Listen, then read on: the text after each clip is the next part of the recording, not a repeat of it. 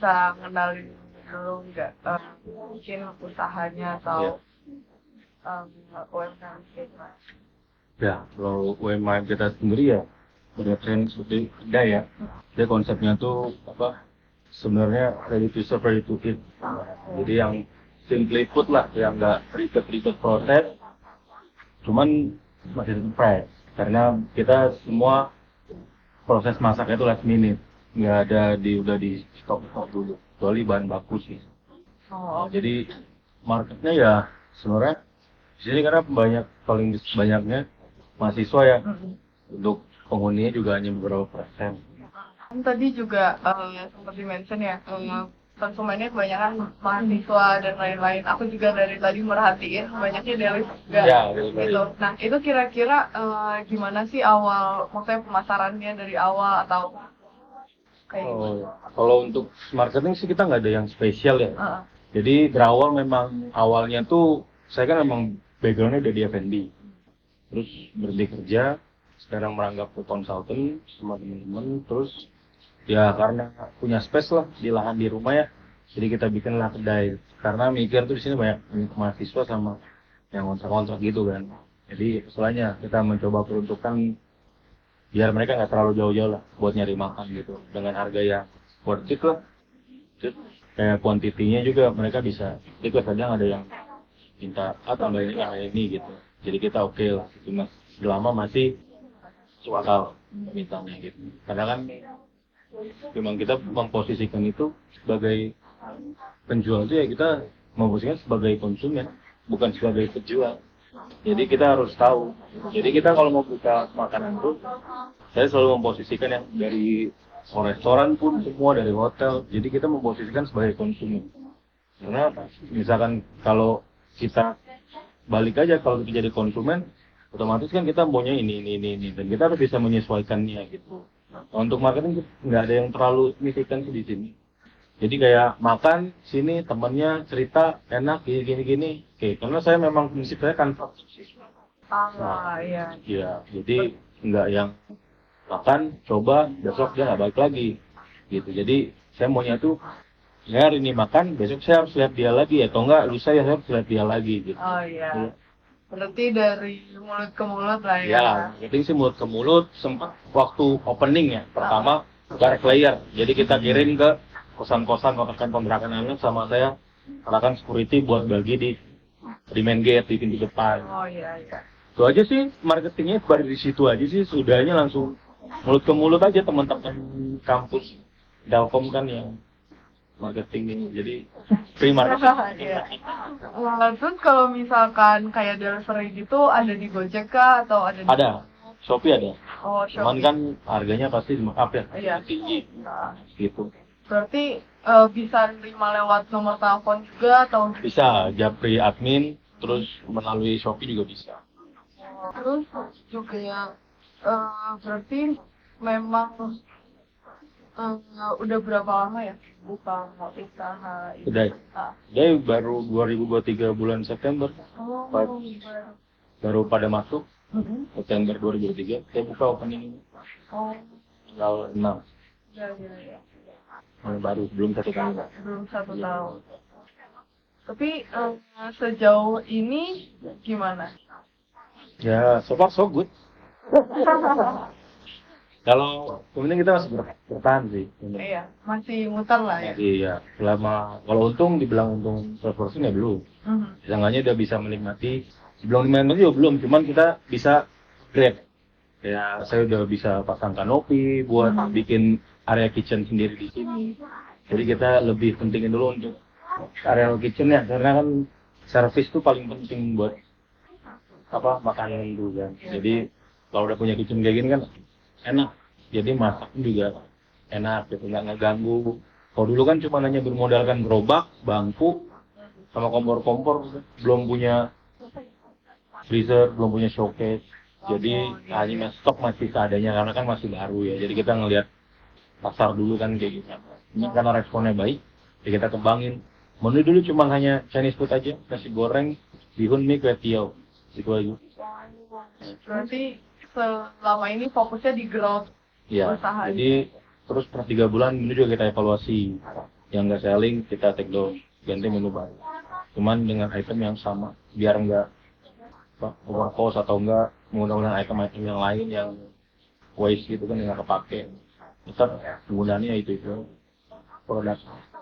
Perkenalkan, nama saya Alfa. Iya. Saya untuk langkah pertama untuk membuat satu sama biasanya mulainya dari mana? Mulai kita dari perancangan menu dulu, terus sama COGS, APP, Itu sosok good source. Jadi apa sih dibilangnya? Bahan baku, bahan baku pok. Itu loh pokoknya. Oh iya. Ya pokoknya APP, harga pokok penjualan gitu. APP. Jadi itu yang harus kita rancang dulu. Karena nggak mungkin kita jual makanan itu bang. Jadi kayak misalkan kamu mau jual ayam geprek, oh lihat market 16.000. Dengan kamu nggak tahu harga per kilo ayam itu berapa, nasi per kilo itu berapa. Jadi kita pertama itu survei dulu. Jadi survei pasar ya, Mas. Jadi mulai harga ayam itu berapa, harga daging itu berapa, harga sayuran itu berapa, baru kita jadi harus punya konsep juga nggak yang langsung dadakan, walaupun kita bukannya dadakan, cuman berkonsep gitu, nggak yang asal-asal gitu. Kayak gitu. kalau untuk itu apakah lebih bertanya kepada orang langsung atau kan ada sumber dari Oh enggak ada sumber ya kalau riset sih langsung, karena kan memang saya sudah terbiasa di F&B ya, jadi udah tahu gitu. Jadi kita juga ya untuk lebih murah ya kita harus terjun langsung, jadi kayak ke pasar, kita tahu harga kayak gitu. Dibanding ke supermarket lebih mahal pasti, karena kan mereka sistemnya kan bisa kontrabonding per minggu, per bulan. Jadi mereka di delivery kan dikirim. Kalau saya langsung pergi ke Ciroyom, langsung pasar besarnya di Bandung, jadi harga juga lebih murah. Karena kan saya jual juga kan harganya murah gitu. Jadi kita juga harus cari distributor atau seller yang memang harganya murah. Bukan berarti walaupun murah dia kualitasnya nggak bagus, enggak. Cuman kita lebih baik langsung gitu ke sana. Jadi kita tahu. Jadi apa yang mau kita mau kayak ayam sesuai ukuran kita juga kita enak langsung kita ngeliat gitu. dan cara memutuskan apakah yang baik itu apakah ada suatu tim atau Oh enggak sih. Kalau masalah tim sih kita enggak. Saya awalnya cuma hanya berdua sama istri. Saya sama istri kerja. Cuman nggak tahu kalau ke depannya nanti berkembang lebih pesat, pasti otomatis saya harus punya tim. Cuman untuk saat ini ya masih saya yang kerjain, kayak keuangan masih sama istri. Saya bagian operasional, bagian pembelanjaan apa semua, terus perancangan menu saya kayak gitu. Nah kalau istri bagian desain kayak gitu, istri kayak desain menu apa semua. Terus keuangan dia, pembelanjaan dia. Jadi kita bagi-bagi job desk aja. Jadi kalau dan saya baru punya karyawan ini baru-baru aja sih, 1 orang bulan Februari baru kerja. Sebelumnya saya berdua, tanya kali saya berdua doang sama istri, nganter sendiri dia. Jadi saya nganterin sendiri gitu.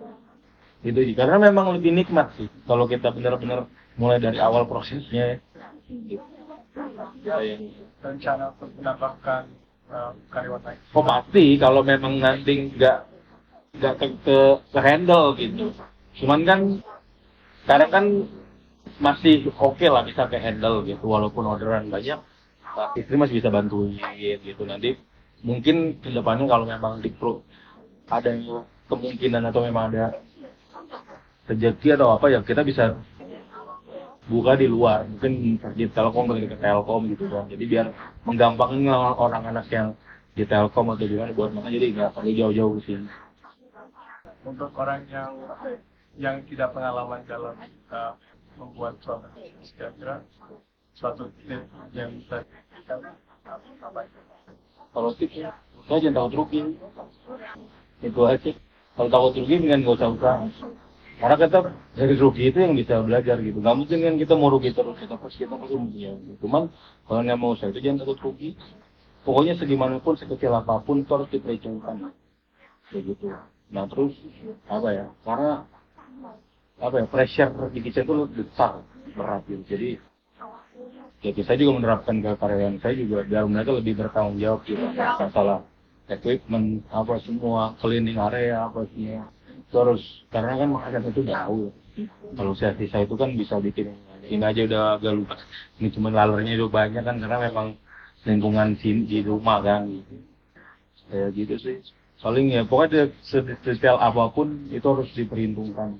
Makanya kan kita bikin yang namanya dia HPP gitu. Jadi setiap produk itu ya dia punya HPP-nya.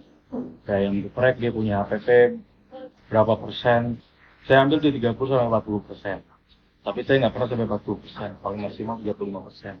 Karena meminimalisir kalau nanti suatu saat bahan baku naik, saya nggak bakal rugi gitu. Jadi masih ada backup. Ya sebenarnya kalau menurut ajaran Islam sih 50-50 ya. Cuman kan ya udah. Karena kan kita juga butuh rasional, butuh belajar karyawan gitu. Kayak gitu. Kalau apakah Bapak masih ingat pas waktu itu kan beras itu lagi naik harganya, itu kira-kira Oh, masih situasi itu tanggapan berasnya kayak otomatis ya berat ke kita biasanya kita beli misalkan beras 1 kilonya 12.500 kemarin bisa 16.000 itu kan jauh banget naik. Cuman kan kita nggak bisa naikin drastis begitu aja ke harga jual kan. Otomatis nanti orang ya ada aja pasti ada yang kabur lah kok. Ya, sebenarnya orang mah nggak mau tahu kalau beli mau itu bahan baku naik mau bahan baku turun nggak mau tahu yang penting dia udah jual saling segitu ya segitu. Nah makanya tuh saya tuh naikinnya itu cari bagaimanapun supplier yang memang murah gitu. Bukan berarti kualitasnya turun gitu. Jadi karena kan kalau kita naikin tuh nggak mungkin bisa selama kita belum berjalan kayak gimana terus walaupun udah rame nih terus kita naikin harga itu nggak bisa kayak begitu kalau untuk marketing ya. Kalau saya proses untuk saya pribadi gitu. Jadi kita ya sebagaimana mungkin bikin nyaman orang dulu makan di sini. Tapi suatu saat pun kalau misalkan mereka dinaikin pun juga itu juga nggak kaget gitu. Naikin juga nggak yang drastis gitu. Nah, yang kayak misalkan harga 25 tiba-tiba naik ke 30 ya enggak. Saya di sini kan nggak ada charge apapun. QRIS pun transaksi juga nggak kena charge. Jadi harga udah net gitu. Jadi memang udah tanggung jawab saya kalau buat pajak itu kan. Karena saya diperhitungkan semuanya. Jadi saya punya pajak sendiri di situ. Jadi untuk semua totalnya di situ saya punya servis untuk karyawan itu 2%. Jadi terus kalau untuk pajaknya itu saya udah bikin 3. Jadi saya punya istilahnya tambahan itu jadi 5% kayak gitu. Jadi 40% cuman 5%-nya itu untuk pajak dan servis. Jadi bonus karyawan atau Oke, tadi kan dibahas ya, kalau pengusaha itu jangan takut rugi. Itu kan termasuknya resiko ya. Nah, kalau pengelolaan resikonya ini gimana? Usaha ini. pengelolaan resikonya gimana maksudnya? Maksudnya jika yang misalnya terjadi rugi, apa gitu nanti recovery-nya gimana? Nah, kalau untuk rugi di sini saya makanya menggunakan bahan itu yang universal. Jadi nggak ada yang namanya waste product atau nggak spoil yang berkepanjangan gitu. Jadi kayak misalkan produk ayam, jadi saya berbagai macam saus dan bisa dijadikan referensi menu lain. Kayak misalkan kita pakai paha ayam pilet, untuk Japanese kita punya oyakodon, terus kita punya sos mentai yang crispy-nya yang bahasanya oyakodon gitu kan. Nah untuk sausnya dia punya Thailand kayak gitu. Jadi memang dia mobile. Dia kan di suatu sisi si mentai ini nggak laku, cuman sebaiknya nge-cover antara si Thailand, antara si si saus telur asin atau si oyakodon gitu loh. Nah terus sama kita tuh packaging semua 1 kilo. Jadi setiap kita keluarin itu 1 kilo. Jadi keluarin per hari 1 kilo. Ya itu 1 kilo. Jadi nggak ada yang namanya kalau misalkan 1 kilo itu habis, walaupun misalkan jam 9 atau jam 8 gitu dia udah habis dipakai. Nah gitu kita alirin ke yang lain gitu. Ini udah habis. Jadi kita nggak ngeluarin stok lagi, jadi nggak jadi kan kalau gitu kan nanti malah nggak laku terus jadi waste, udah dimarinasi atau gimana kayak gitu. Di ada pembicaraan juga ya kait tentang pengembangan usaha gitu. Misalnya ini jalan bagus nih, bisa mengembangkan lagi strateginya gimana kira-kira ke depan seperti apa? Ya paling strateginya kita bikin tempat baru, cuman tetap sentralnya di sini. Jadi pendistribusian itu dari sini. Jadi saya megang kendali kayak misal saus memang udah produksi dari sini. Jadi di sana itu cuma finishing touch, nggak ada sama sekali proses bahan mentah. Jadi bahan mentah itu dari sini semua. Jadi udah semua kita packing. Kita mau meminimalisasikan kerugian kan namanya orang kan kita nggak ada yang tahu ya. Jadi misalkan kayak contoh geprek, saya udah di sini, potong udah dipotong, marinasi di sini. Misalkan sana Pak Hari kirim 30 potong, dia 30 potong gitu. Ya kalau habis nggak habis, ketahuan, ya kan. Nah sekarang kalau misalnya dia 30 potong, misalkan nggak habis 30 potong, misalnya sisa 5, cuman dilihat stok tinggal 3, nah keduanya kemana gitu. Jadi saya itu terapkan ke mereka itu ketika ada barang-barang yang salah proses atau salah produksi, ya itu harus dipotong. Jadi buat bukti. Jadi kalau misalkan nggak ada bukti ya istilahnya no excuse gitu loh. Karena kamu mau membela hukum juga nggak bakal ada buktinya.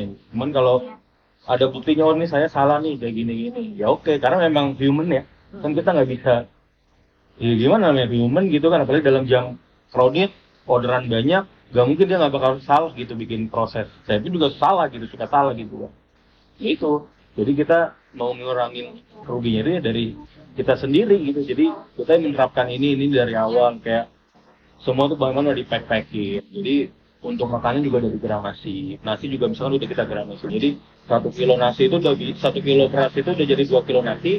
Jadi dia buat 10 porsi gitu. Karena kita makanan gramasi 200 gram. Jadi masak pun juga mereka juga ada kayak tingkatnya gitu. Jadi nggak terkat. Jadi hari ini masak nasi berapa kilo, hari ini ngeluarin ayam berapa kilo, hari ini ngeluarin ini. Jadi mereka catat semua. Terus stok baru juga mereka catat. Saya bikin namanya bintang. Itu sebenarnya stok card gitu. Jadi in out-nya berjalan begitu. Nah, tadi kan ada juga yang berkaitan tentang penjualannya dari Kucing, Shopee atau tentang online. Itu sekarang situasinya gimana online sama misalnya ingin meningkatkan yang online. Kira-kira kebutuhan teknologinya seperti apa? Kalau online sih saya kurang ya. Juga kurang sih. Banyaknya orang yang request tuh delivery keluar kompleks ini ya. Cuman kan saya masih belum bisa penuhin gitu karena menyangkut kurir. Karena kan kalau di sini lagi rame, misalkan karyawan saya ngantar sana kan otomatis bolak-balik saya udah mungkin waktu gitu. Jadi ntar malah di sini nggak lama. Jadi belum saya pikirkan lah untuk mengembangkan di marketing di online itu. Jadi memang yang penting kita punya aja, gitulah. Kalau tanya punya online nggak punya Shopee gitu. Karena memang belum ada kepikiran sih kayak kan harus Shopee itu pasti harus ada ikuti ini terus bayar bonus bayar diskon ini gini kan, terus diskon berapa ditanggung sama kita gitu ya. Karena memang otomatis kan di Shopee itu lebih maksudnya di online itu pasti lebih mahal harganya. Markup kan 25% gitu. Ya misalkan 15.000 nasi goreng dan sini cuman di Shopee bisa 19.000 belum ongkir, atau 20.000 lebih kan. Mendingan dia jalan ke sini dia udah dapat ayam saus Thailand 23.000 daripada dia bayar 23.000 cuma makan nasi goreng original cuma nasi sama telur doang, benar nggak? Iya. Kalau saya sih belum sampai kepikiran untuk di online ya. Jadi online itu ya let it flow aja lah, berjalan aja gitu. Cuman ya ada sehari 1-2 gitu, paling banyak sehari 4 gitu, belum sampai yang kayak gimana lah. Rating juga saya ratingnya mungkin masih rendah banget kalau rating gitu kayak gitu.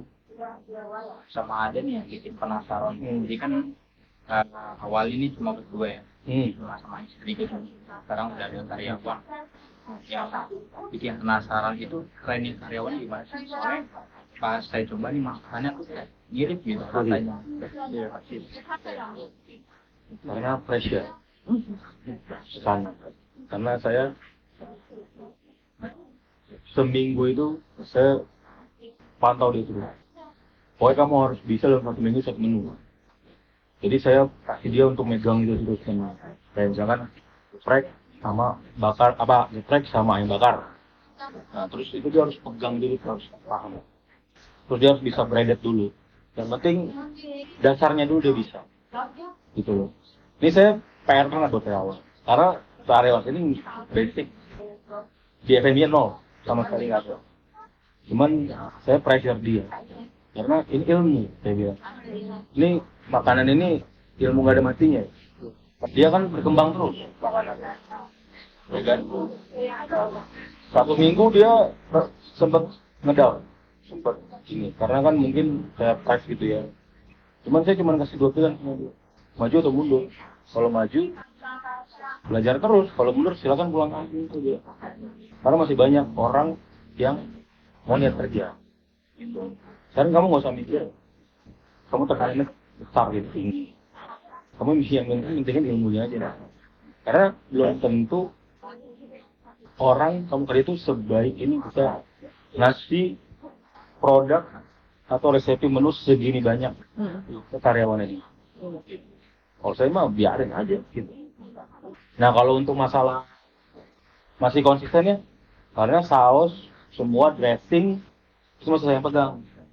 Jadi karya itu cuma hanya finishing touch. Jadi saus itu saya ngajarin dia gini, cuman tetap masih saya yang proses gitu. Kalau untuk kenapa masih sama ya karena memang sausnya itu memang saya yang proses. Gitu. Jadi karyawan ini dia yang penting tahu dasarnya cara dia nepungin yang baik gimana, ayam itu biar bisa keriting, crispy-nya enak, crispy-nya nggak keras. Nah itu kan konsep dasar tuh buat bikin ikan geprek. Nah dia udah tahu bikin sambal kayak gitu. Dia udah tahu cara marinasi kayak gitu-gitu. Nah kalau untuk saus dia tahu paham. Cuman tetap masih saya yang pegang kendali untuk saus, dressing kayak gitu.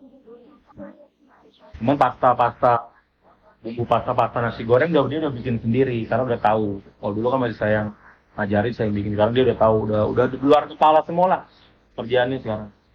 Cuman tinggal beradaptasi aja ke menu yang lain ya karena dia masih fasenya itu pahamnya itu di menu yang kayak kering-keringan lah, kayak goreng-goreng terus tumis-tumisan. Cuman dia ke Chinese masih belum berani karena belum berani megang goyang wok gitu.